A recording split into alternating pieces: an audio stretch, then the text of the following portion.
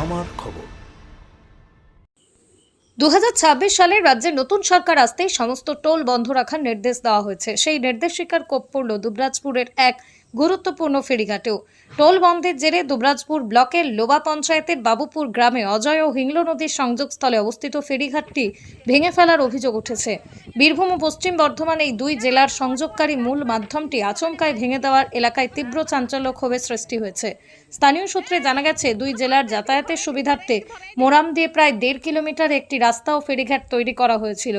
কিন্তু দুবরাজপুর ব্লক প্রশাসনের পক্ষ থেকে টোল বন্ধের নির্দেশ আসতেই ঘটে বিপত্তি। অভিযোগ, টোলের বরাত পাওয়া সংস্থাটি ক্ষোভে ফেরিঘাটের প্রায় 100 মিটার রাস্তা সম্পূর্ণ ভেঙে দেয়। বিকল্প হিসেবে পাশে একটা অস্থায়ী বাঁশের ব্রিজ তৈরি করা হলেও বর্তমানে সেখান থেকেও বাঁশ ও চালি খুলে দেওয়া হয়েছে। ফলে যাতায়াতের পথ সম্পূর্ণ অবরুদ্ধ।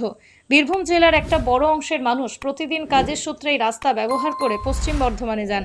অন্যদিকে পশ্চিম বর্ধমান জেলা থেকে প্রতিদিন শয়ে শয়ে পুণ্যার্থী এই পথ দিয়ে বিখ্যাত লোবা কালী মন্দিরে পুজো দিয়ে আসেন। নদীতে জল কম থাকলেও ফেরিঘাট ও ব্রিজ না থাকায় প্রতিদিন প্রাণের ঝুঁকি নিয়ে নদী পারাপার করতে হচ্ছে নিত্যযাত্রীদের।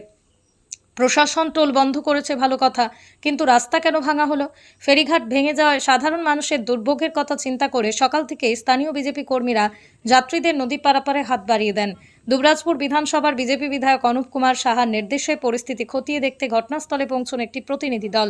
সেখানে উপস্থিত হয়ে পরিস্থিতি খতিয়ে দেখেন দুবরাজপুর ব্লক বিজেপির 4 নম্বর মণ্ডলের ইনচার্জ করুণাময় মুখার্জি সহ লোবা অঞ্চলের স্থানীয় নেতাকর্মীরা। বনগ্রাম থেকে এসেছি, তো আমরা লোবা যাচ্ছিলাম পুজো করতে, নিয়ে ওইখানে বলছে ব্রিজ ভাঙা, নিয়ে ওই জন্য আমাদেরকে হেঁটেই নদীটা পের হতে হলো।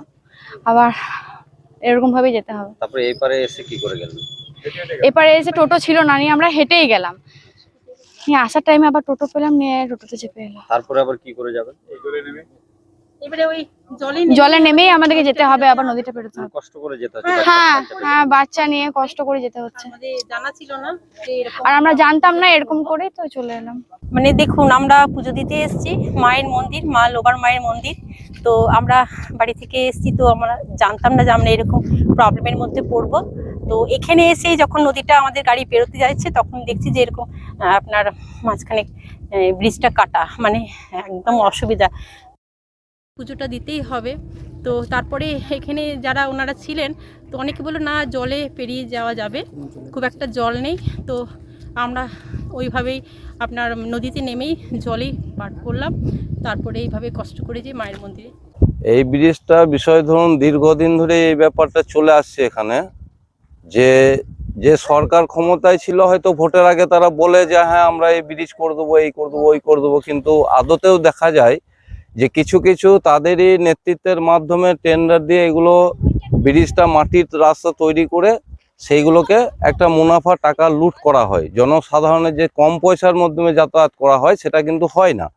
এখানে প্রত্যেক গ্রামবাসীর কাছে আমি কথা বলেছি, জানতে পেরেছি, তারা প্রত্যেকেই বলে যে দাদা আমাদের খুব প্রেসার হয়, এত টাকা এখানে নেওয়া হয়। এটা অ্যাকচুয়ালি এইটার নামে একটু টাকা লুট করার বিষয় রয়েছে।